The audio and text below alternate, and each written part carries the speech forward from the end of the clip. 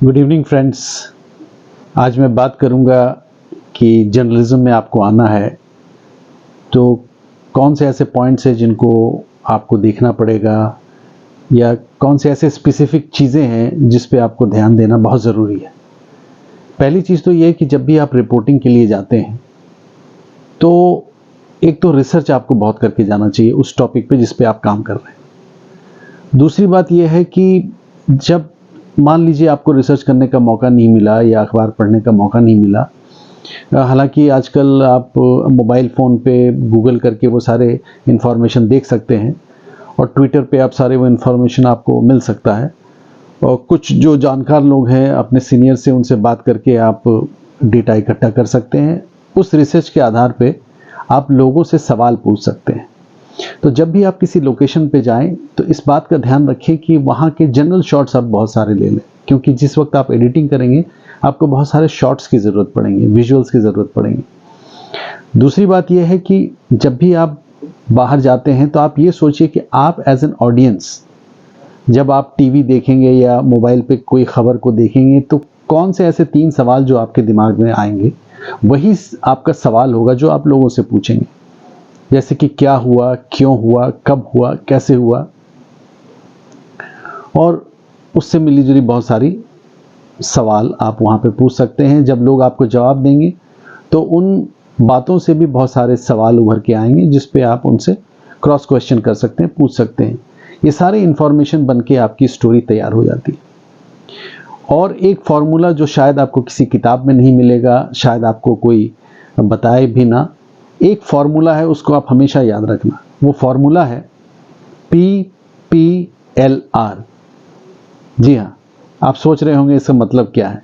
इसका सिंपल सा एक मतलब है, PPLR का मतलब है पीछे पीछे लगे रहो। आप जब तक किसी के पीछे नहीं लगेंगे, चाहे कोई ब्यूरोक्रेट हो, चाहे कोई स्पोक्स पर्सन हो, चाहे कोई पार्टी लीडर हो, चाहे कोई OSD हो किसी मंत्री का, चाहे खुद मंत्री जी क्यों ना हो, उनके पीछे पीछे आप लगे रहिए तो फिर आपको वो इन्फॉर्मेशन मिलेगा, ऑफ कैमरा या ऑन कैमरा। तो इस तरीके से आपके स्टोरीज क्रिएट हो जाएंगी। लेकिन हमने काफ़ी समय से ये देखा है कि आजकल जो बच्चे मीडिया कॉलेजेस से पढ़ के आते हैं उनका एक्सपेक्टेशन बहुत हाई होता है। सबसे पहला तो वो ये चाहते हैं कि किसी भी चैनल में ज्वाइन करते ही उनको एंकरिंग का मौका मिल जाए। लोग 20-20 साल, 30-30 साल, 40-40 साल का एक्सपीरियंस लेके बैठे हैं, उनको एंकरिंग का मौका नहीं मिला। तो एक तो ये बात आप बिल्कुल दिमाग से निकाल दें कि आपको एंकर ही बनना है। दूसरी बात, आप ये कहते हैं मैं 4 लाख खर्च करके आया, मैं 5 लाख खर्च करके आया। मीडिया में जब आप चैनल में कहीं नौकरी करते हैं या जाते हैं, ये कोई कॉफ़ी मेकिंग मशीन तो है नहीं कि आपने इतना शुगर मिलाया, आपने इतना कॉफ़ी मिलाया, आपने दूध मिलाया और कॉफ़ी बनके तैयार हो गया। ये एक मीडियम है जहाँ पे आप करेक्ट इन्फॉर्मेशन को लोगों तक पहुँचाते हैं। ये एक मिशन है, ये एक पैशन है, ये चीज़ होना बहुत ज़रूरी है। रही बात, आप इसको कंपेयर करेंगे कि एक चाय वाला जो है दिन में 50,000 रुपया कमा लेता है और महीने में वो करीब 4 लाख रुपया कमा लेता है या 8 लाख रुपया कमा लेता है, और हमें तो सैलरी सिर्फ 15,000 रुपया, 20,000 रुपया या 25,000 रुपया मिलता है।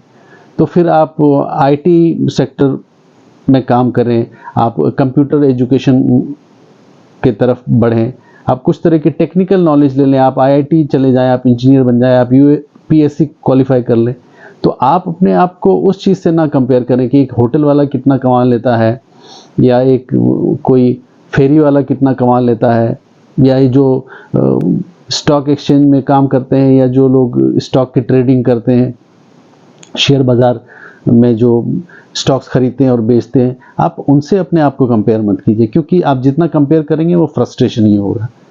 आपको पेशेंस आपके लिए बहुत ज़रूरी है, आपको पेशेंस रखना पड़ेगा, तभी आप आगे बढ़ पाएंगे। बिना पेशेंस का कुछ नहीं होता। दूसरी बात, जितने भी सीनियर हैं चाहे किसी भी चैनल में हो, वो लॉयल्टी देखते हैं। आपको कितना आता है नहीं आता ये सेकेंडरी चीज़ है, क्योंकि कोई भी आदमी उसी व्यक्ति की मदद करेगा जहाँ पे उसे ये लगेगा कि ये उसका लॉयल आदमी है।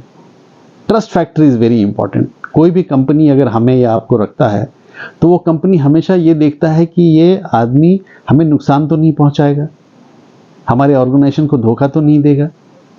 तो आपकी क्रेडिबिलिटी बहुत इंपॉर्टेंट है, तो वो over a period of time होता है, उसमें 3 महीने लग सकते हैं, 6 महीने लग सकते हैं, 1 साल लग सकता है।